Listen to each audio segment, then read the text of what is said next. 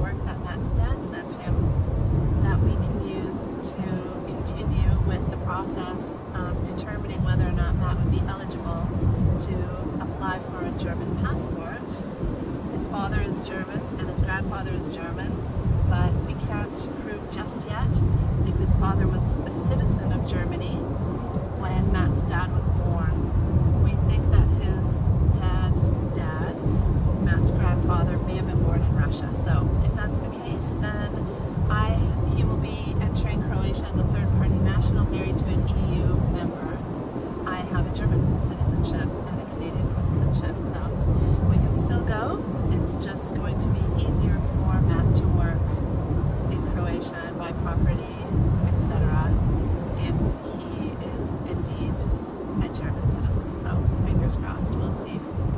If I'm not eligible for a German passport, that's okay. There's just a number of extra steps that I would have to do as a third-party national to move to an EU country. But I was prepared to do that beforehand. Yeah, as for the politics in Canada, so the federal election was held. I think people are a lot more chill overall because finally Canadians got to have an election after 4 years of Liberal Justin Trudeau's government, and people really wanted the chance to vote to get a new mandate in place. So the Liberal Party won again. We have a different leader this time. This is just my prediction. I don't think things will change very much, if at all. I think Canada is still on a path for recession. I believe immigration is going to continue to rise, and I believe that we're going to continue seeing inflation in Canada, and because I believe that the Liberal government is going to continue running large deficits.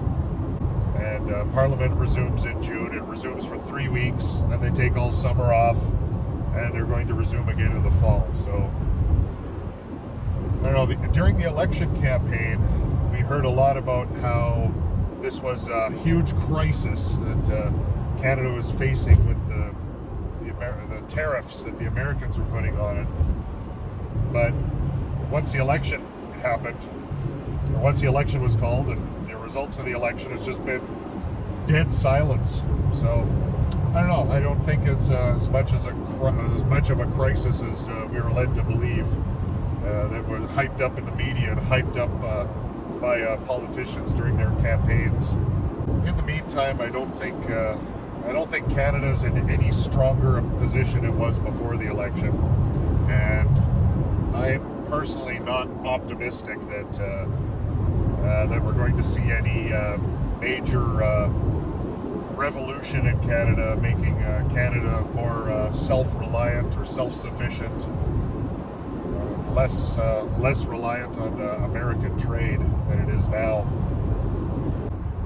The Liberals probably won't change any of their laws or policies that they've made over the last 10 years towards criminal justice as well. So expect to see a continued rise in crime, overall crime, and in violent crime that we've been seeing, because most crime is committed by repeat offenders, and these liberal policies that they made under Justin Trudeau's government, and which they'll continue under Mark Carney's government, we'll see people who have committed crimes and have committed crimes and serious crimes, violent assaults and violent robberies and things like that, they'll continue to be arrested and then released very soon afterwards in various ways. So I don't see Canada really improving its position, given that Canadians have elected to keep going the same way. I think Canadians that have been displeased with the government really do feel really do feel hopeless that their vote isn't going to get the government to budge on any of those issues. And as a result, I think a lot of Canadians who really don't like the way the country's trending are going to continue making plans like we are to leave and work towards leaving to somewhere where maybe things aren't spiraling the way that they feel that they are in Canada, and the way that Canadians keep voting for it. So we have the freedom to do that. People have the freedom of choice to do what they want and go where they want in the world. And we're seeing. I think we're seeing people exercise that,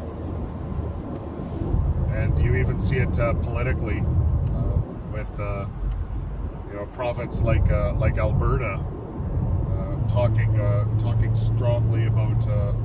And there are a lot of people in that province, probably at least 1 million people, who strongly will push for that province to leave Confederation because they don't feel like they're being heard.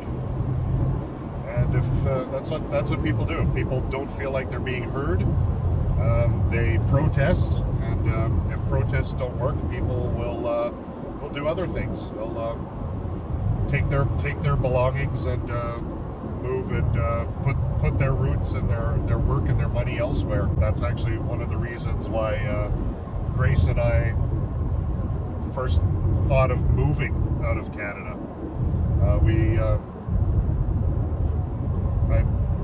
I disliked how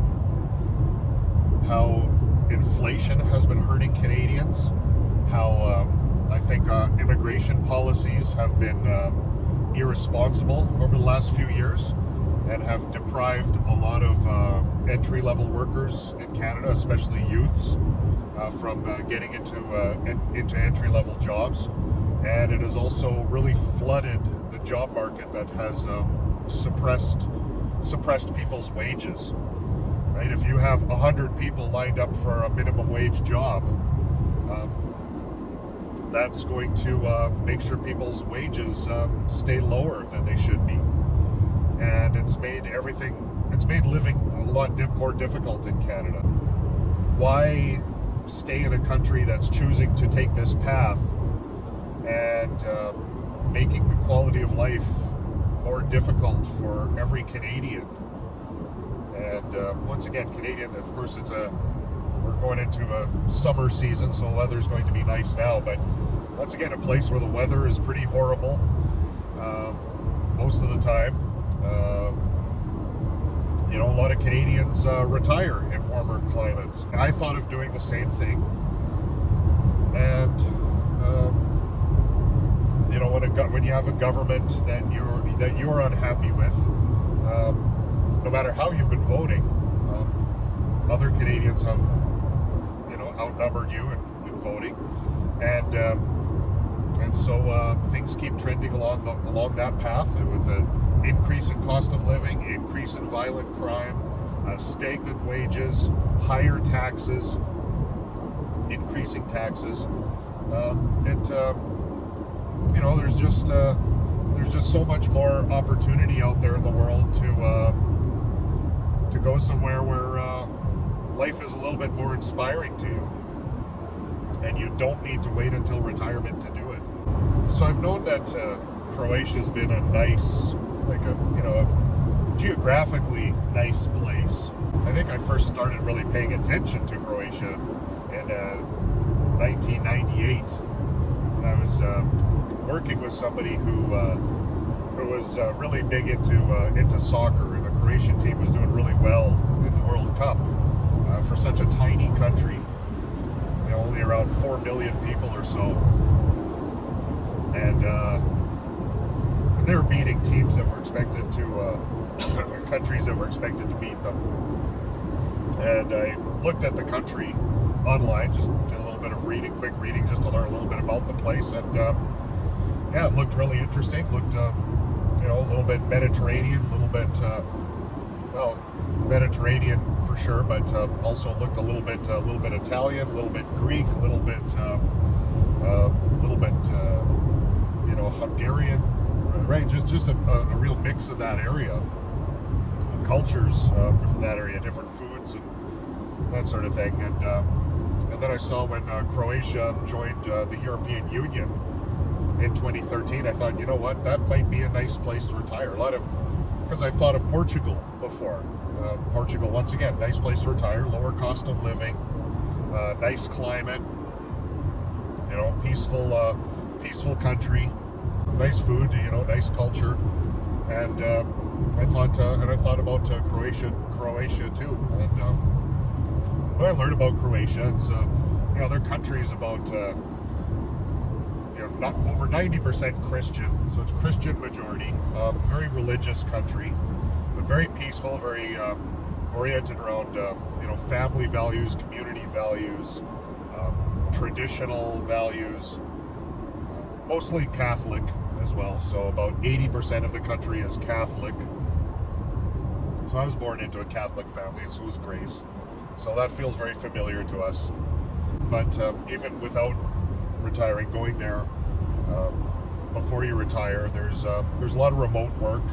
It's a clean country, low crime rate. It's still trying to develop because it came from socialist Yugoslavia and went through a brutal war of independence to gain their independence,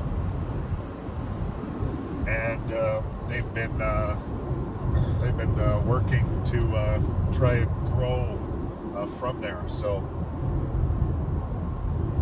and develop. So it's I don't know, people they have a lot of pride in their country. That's caused a real it appears to have caused a real resurgence in old traditions there, which is very interesting because there's a lot of tradition and culture from that country.